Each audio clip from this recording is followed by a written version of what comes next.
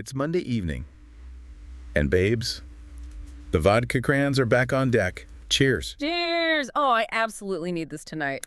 Welcome back to the Snark Squad.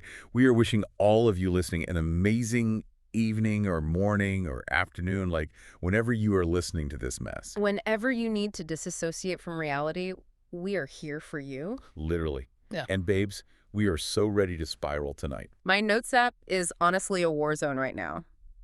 Because before we even get into this this absolute disaster of a cast, can we just talk about psychics for a minute? Oh, we have to, because I was on TikTok last night, As always. as one does when avoiding sleep, and I found this whole subculture of pet mediums. Wait, no. Stop. Pet mediums. I am completely serious. You are looking at me right now and telling me there are people on the internet, like, actively claiming they're talking to a dead hamster from 2009. Yes, they're holding up pictures of someone's like iguana on TikTok Live and saying, he really liked the heat lamp, but he forgives you for forgetting the crickets. Babes, be serious right now. And people are sobbing in the comments. No, I absolutely do not believe in that. Yeah. Like, I cannot. A pet medium? No. Psychics in general? Absolutely not. It is such a grift. Okay, but hear me out. It's just cold reading. They look at you, they see you're wearing like a sad, oversized sweater, and they go, I sense a loss of masculine energy. We all lost a masculine energy. It's called existing. Right, but from an analytical standpoint, you have to look at why people buy into it. They aren't paying for like scientific truth. They are paying for an emotional anesthetic. Anesthetic, really? Yeah, I mean, grief is chaotic. When a pet medium says Fluffy is happy across the rainbow bridge, it closes an open psychological loop. I'm actually open-minded to the idea of energy lingering, even if the TikTok execution is, well, super predatory. See, I am just too fiercely protective of grieving people. Like, you're taking $50 from vulnerable dog mom. It makes me sick. I get that. I totally do. But honestly, thinking about them just pulling info out of thin air gets me spiraling about the future. Because low-key... Uh-oh. Here we go. No, listen to me. In like a decade, the grid is going to be so crazy with all these electronics. Babes, there is no way they aren't listening to us right now to feed us like psychic level targeted ads. Well, the irony is they don't even need to record your audio. That's almost a quaint conspiracy at this point. Quaint. My phone is definitely eavesdropping. It's just predictive modeling. The algorithm isn't listening. It's just analyzing like thousands of micro data points. How long you look at a photo, your GPS location, your search history. Stop, I hate this. You literally just think about a velvet throw pillow, and the algorithm already knew you wanted it 3 days ago based on your stress levels. That is terrifying. It is giving tipsy, late-night conspiracy energy, but I swear the algorithm is the new psychic. It really is. But let me ask you, and let me ask you listening at home, what would a real human psychic have to tell you for you to actually believe them? Oh, it would have to bypass the Barnum effect completely. The Barnum effect.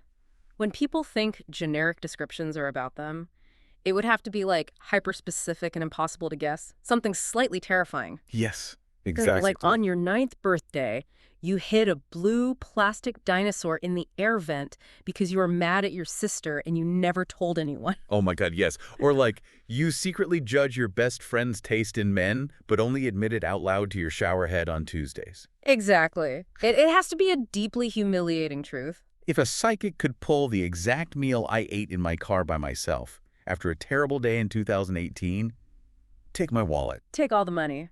Without that specificity, it's just a horoscope. Well, speaking of terrifying specifics and people getting exposed, babes, in real time, this cast is in shambles. Absolute, total structural collapse across multiple state lines. It's so bad. Yeah. Now, if you need to catch up on the whole Hunter custody drama, scroll back on our feed, because we already covered that. Extensively. But can we talk about Amya going on TikTok Live to announce that Jose was a cheater? The structural integrity of that relationship just imploded for everyone to see. I am so devastated for her. Yeah. Like, we had hope for them. Amya just goes on live and drops this massive bomb. Completely unprompted, too. And she said they aren't together. It's been this toxic revolving door. And the worst part, he cheated with her friends before Semi was even born. Which is a very specific kind of cruelty. But if we break this down, we have to look at the pressure cooker they are in. I mean, they are literal teenagers. Exactly. Teenagers with an unplanned pregnancy, raging hormones, unstable families, and a camera crew documenting their flaws. I'm not excusing the cheating, it's abhorrent. But the environment is designed for failure. It really is. Their prefrontal cortexes aren't even developed yet. Add reality TV fame to that and you get impulsive self-sabotage. It's just the whiplash for me. Because we are watching the edited show and then seeing the real-time fallout, I feel betrayed by the edit. Oh, the contrast is giving me psychological whiplash. Babes, we are already deep in it and we haven't even officially started the recap. Let's get into the mess. Season 7, Episode 11. Okay, we have to start with Mia, Jesse, and the absolute masterclass in maternal narcissism, that is Nicole. A masterclass in how to traumatize your child on television. But I want to start light, because the episode opens with Mia and Jesse going to Oakley's one-week doctor appointment. The exhaustion in their eyes is palpable. So real. They get all ready, and then Mia's dad, Keith, calls. He went to work at 6 in the morning, and guess what was in the back of his truck? The car seat, the only car seat they own. The car seat. And Mia's blaming mom brain. And babes, I felt that in my soul. When you are running on 2 hours of sleep, you are lucky if you know your own name. Right. It perfectly shows the cognitive load of early parenthood. Your brain actually undergoes structural changes to prioritize the baby, completely nuking your short-term memory. And then they have to deal with the plastic base stuck in a truck. But honestly, Jesse is actually pulling his weight here. Objectively, yes. The footage shows them managing the night shifts. He's doing the bath, swaddling, getting up for feeds. Which is the bare minimum for a dad, let's be real. True. But on TLC, the bare minimum gets you a Nobel Peace Prize. And their banter was kind of cute. Mia complaining about his terrible night sweats. Oh, taking up the whole bed while sweating profusely. This is our bed, and this is how he sleeps. Like, that is just pure relationship reality. It's the mundane friction of living together. But the real psychological anchor here isn't Jesse's sweating. It's Mia's dad, Keith. Oh my God, Keith is the MVP. He is the standard. We really need to analyze him because his emotional intelligence is shockingly rare for this franchise. So rare. Yeah. Because Keith has these super strict Catholic rules, right? No shacking up, you don't sleep around under his roof. He gave Jesse a hard 2-week limit to stay there. But Mia sits him down. Yeah. And she essentially gives him a reality check. She's like, I can't do this alone. If he leaves, we have to leave. She presented a firm boundary, which triggered a massive state of cognitive dissonance for Keith. Wait, explain that. Cognitive dissonance is the mental discomfort when you hold two contradictory beliefs. On one hand, Keith has his rigid religious dogma. Right, the Cardinal Rules. But on the other hand, he has the immediate, tangible vulnerability of his daughter and his newborn granddaughter. And it honestly made me emotional. He actually talks about his internal battle. He prayed on it. And he realized that keeping his daughter safe was exponentially more important than his pride or Sunday mass appearances. Exactly. How many teen moms get thrown out on the street because of Cardinal Rules? Keith swallowed his pride. He told Jesse, do your best. It's on you now. He transitioned from seeing Jesse as a rule breaker to acknowledging him as a partner. It's adaptive parenting. When rigid systems hit a crisis, they shatter. Flexible systems adapt. Keith adapted. I love him for that. But of course, the universe demands balance. And for every Keith, there is a Nicole. Mia's biological mother, the villain. The villain we simply cannot stomach. It is such a jarring difference. Keith is breaking his moral code to protect his kid, and Nicole is weaponizing her psychology to tear Mia down. While a camera crew just sits there and documents the collateral damage. Let's break down this scene. Because abuse is the only word for it. Yeah. Nicole is sitting there with this unbelievable smirk. Just looking at Keith and Mia with absolute disdain. And she has the audacity to say, I would like to help, but you haven't reached out to me. Which Mia immediately defends against. Mia says, yes, I have. I text you all day on appointment days. And Nicole just snaps. You're lying. You never answer me. And then Mia literally pulls out the receipts. She opens her phone, shoves the screen at Nicole, and proves she reached out. Look and see. Since I got out of the hospital, you've texted me twice. Hard evidence. And what does Nicole do when caught in an ultra-high-definition lie? She pivots. Why would I text you just to say hey if you won't answer? It makes my blood boil. We have to use clinical terminology here. Nicole is executing a flawless Darvo strategy. Break that down for everyone listening. Darve. Deny, attack, and reverse victim and offender. It's a classic manipulation tactic. First, she denies reality. You never text me. Second, When shown the physical evidence, she attacks Mia's intent. You wouldn't answer anyway. And finally, she reverses roles. She turns herself into the victim. Exactly. Magically absolving herself of failing to nurture her teenage daughter who just had major surgery. It is so insidious. She is picking a fight with a postpartum teenager. And that look on her face, someone on Reddit nailed it. They said it was a look of satisfaction. Like a game of dominance. She wants to win the argument, not comfort her child. And then the hug, the Mhm. repulsive forced hug. She screams at her and then forces this hug and kiss, saying, "All right, I love you." Mia's entire body went rigid. You could see the trauma response. She physically recoiled from her own mother. It was so skin-crawling. Performative affection for the cameras. The community discussion on this was profound. One viewer talked about the specific grief children of narcissists experience. Oh, I saw that. It was heartbreaking. Mourning a parent who is still alive. Mia is actively mourning the mother sitting 2 feet away from her. Because Nicole's toxicity isn't just her addiction. The Yeah. addiction is awful, but the narcissism is her core personality. It's the foundation of her entire behavioral structure. Which leads me to this, because I'm so angry. Why do producers let the cameras roll during this? Why does the boom operator step in and say, "Stop gaslighting this child"? It's the ethical dilemma of the documentary style, the observer effect. If they intervene, it's not reality TV, it's directed family therapy. But where's the line? That's the blurry part. At what point does observation become exploitation? They are monetizing Mia's psychological damage. It's completely exploitative. But Mia has incredible clarity. She said in her confessional that she knows exactly what kind of mom she doesn't want to be. Her self-awareness is her greatest asset right now. She is breaking the generational curse. Fiercely protective of her. Okay, moving from one trauma to another. Let's look at Amya, Jose, and the legendary Mama G. The emotional whiplash here is intense. Because the edit gave us this triumphant narrative. Mother's Day happens, and Jose actually steps up. He recognizes her fitness journey and buys her a $200 hair gift card and a $50 nail cart. Instead of buying her a junk food dinner she can't eat. Right. It demonstrates a thoughtful pivot from his previous tantrums about her throwing out junk food. But more importantly, he gets flowers and a beautiful card for Mama G. "You're the greatest mom to Sammy." And we really need to emphasize Mama G's sociological role here. She is the kin keeper. She is an angel on earth. She took Jose in because his own mom was like living fast and having a new baby a month before Sammy was born. His biological support system completely collapsed as he was becoming a father. Mama G provided the physical and emotional infrastructure he needed. She said on her live stream, "I'm not just going to throw them away like nothing." She views him as her own son. And that support supposedly led to Amya's big win. The go-kart redemption. Oh my God, I was crying. She goes back to the track where she was humiliated before. She hit her goal weight of 285 pounds. And you can see the visceral panic in her eyes when she sits in the seat. She pulls the strap, and you hear that click. She buckles it. She's crying. The trainer is crying. I am throwing my drink at the wall. It was a deeply resonant victory, reclaiming her bodily autonomy and conquering that postpartum shame. The editing was masterful. Masterful editing. B-U-T. The real-time Reddit and TikTok tea completely spiraled this.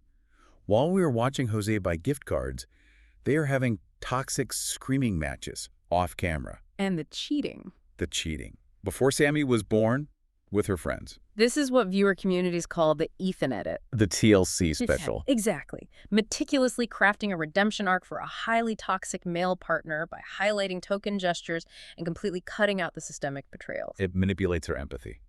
And Mama G's live stream exposed everything. Yeah. Amya was knocking on Mama G's door in the middle of the night because Jose refused to hold his own baby. He would flat out say no to his postpartum girlfriend. I am outraged. Producers edited Amya to look like a nagging girlfriend, when really she was raising a newborn in isolation while he was completely useless. It inverts the narrative. Her frustration wasn't a flaw, it was a desperate plea for equity. And side note, we have to address the 30-year-old auntie rumor. Oh, the Reddit discourse. I literally posted, "Why is she dating a 30-year-old auntie?"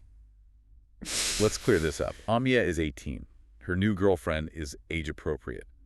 The rumor is hilarious, but totally false. It's a fascinating case study in how reality TV constructs an alternate universe. Which perfectly brings us to the dilution of our next couple.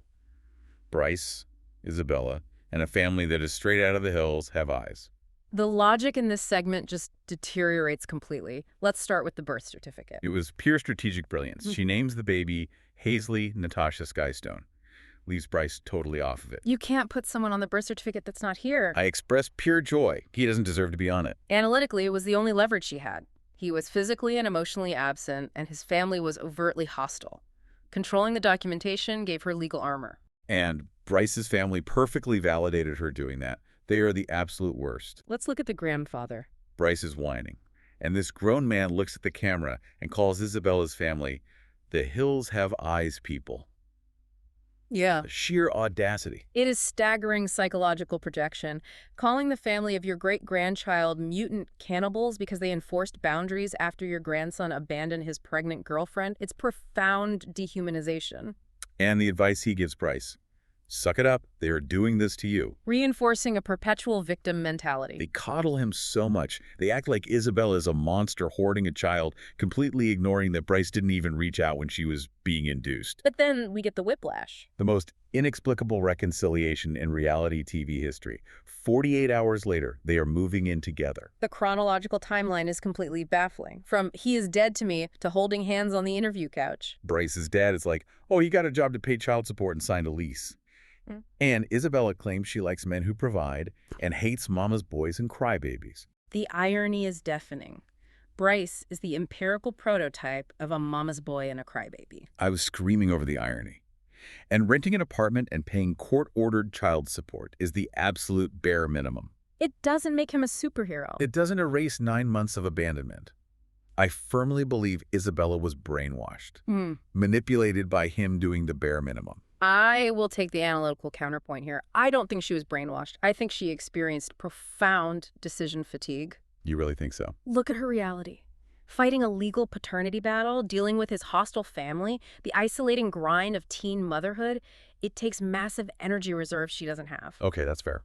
When he dangled an apartment, she took the path of least resistance. It wasn't love, it was pragmatic exhaustion. It was just easier than fighting. It's so depressing. Which brings us to the dark-sided mess. Hunter, Bella, and Phil and the felon. The tone shifts drastically here. We are entering territory that sets off severe psychological alarms. Let's examine Hunter's accomplishments. The bar is in hell. He is praised for passing the 8th grade by bringing all his zeros up to A's and B's at the last second. And his parental contributions. He proudly announces he only changes pee diapers and refuses to do runny poop. He explicitly says, I don't do no runny poop, opting out of basic parenting and putting it all on his 14-year-old girlfriend. Weaponized incompetence, and society rewards it. But then the baseball game happens, and his dad doesn't show up. And Hunter looks genuinely heartbroken. He just wants a relationship with his dad. Which completely contradicts Phelan's forced narrative that Hunter hates his father. It implies his previous statements were coerced to secure his housing with Phelan. Exactly. But babes, the birth control spiral. Where is CPS? The medical negligence is staggering. Bella refuses regular birth control, and Phelan just casually mentions that Bella takes Plan B every single month. From a biological standpoint, utilizing emergency contraception as a primary method is physically hazardous. I was yelling at my TV. The hormone dosage is massive. It's meant to disrupt ovulation in an absolute emergency, not be administered monthly to a developing teenage endocrine system. It is not a Flintstones vitamin. I blame Chris and Phelan entirely. They completely failed to educate her. Sitting on a couch, chuckling about it while she sleeps with a 13-year-old boy every night. She borders on child endangerment, but shockingly, Phelan's other behavior overshadows even this. Phelan the felon. The ultimate cringe.